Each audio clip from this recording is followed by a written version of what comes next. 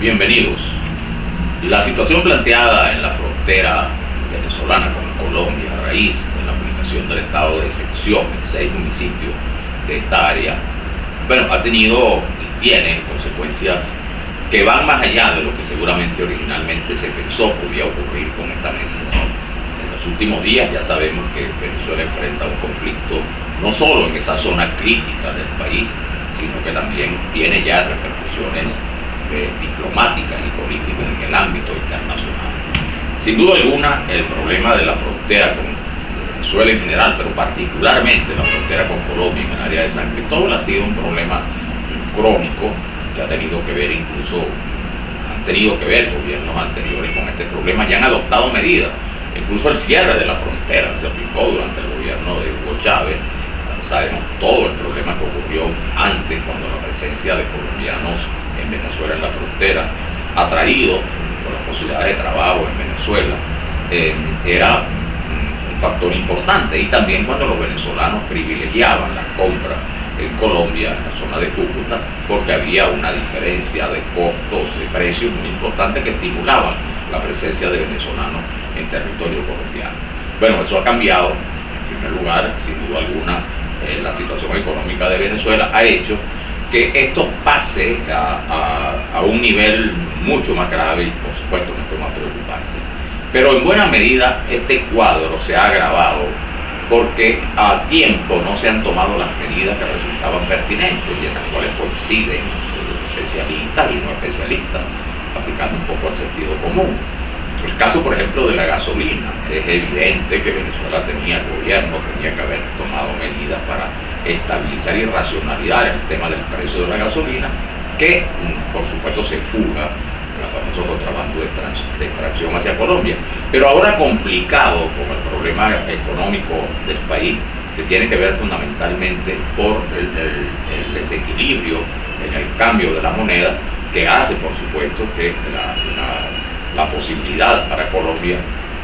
para empresarios colombianos y para la población en general, de estimular este contrabando de Venezuela hacia Colombia.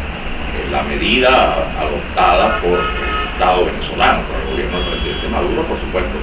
es inobjetable desde ese punto de vista, la defensa de la frontera y la defensa del Estado venezolano. Pero se da en circunstancias muy especiales, y esto es lo que complica el cuadro. En primer lugar, ahora entra a jugar no solo el problema del contrabando de gasolina y el contrabando de alimentos, sino que también la frontera ha ido cristalizando como un factor importante en esta violencia delictiva, que se alimenta de la llamada narcodelincuencia, que azota a varios países de América Latina y que azota mucho a Colombia desde hace tiempo y también a Venezuela. Y justamente allí, es cierto, operan sectores que vienen del llamado paramilitarismo, también sectores disidentes de las guerrillas, pero que han adoptado las prácticas propias del combate colombiano como prácticas comunes en la violencia, es decir, el secuestro, la creación de las bandas delictivas y la configuración de estos llamados microestados, que son verdaderamente zonas liberadas en función de la delincuencia. Todo esto se ha complicado en la frontera, por eso las consecuencias que estamos viviendo. Entre otras, que más allá de que no se han tomado las medidas a tiempo,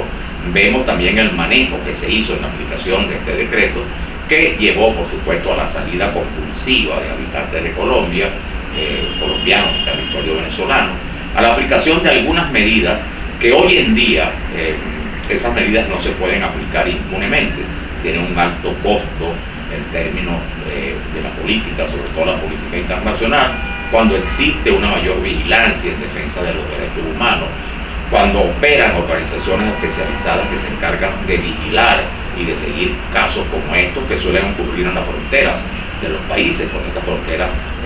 están matizadas por conflictos. Eso es lo que está creando hoy para el gobierno de Venezuela, sin duda, una gran complicación, que se añade al hecho de que en los últimos meses, fundamentalmente después de las protestas del año 2014,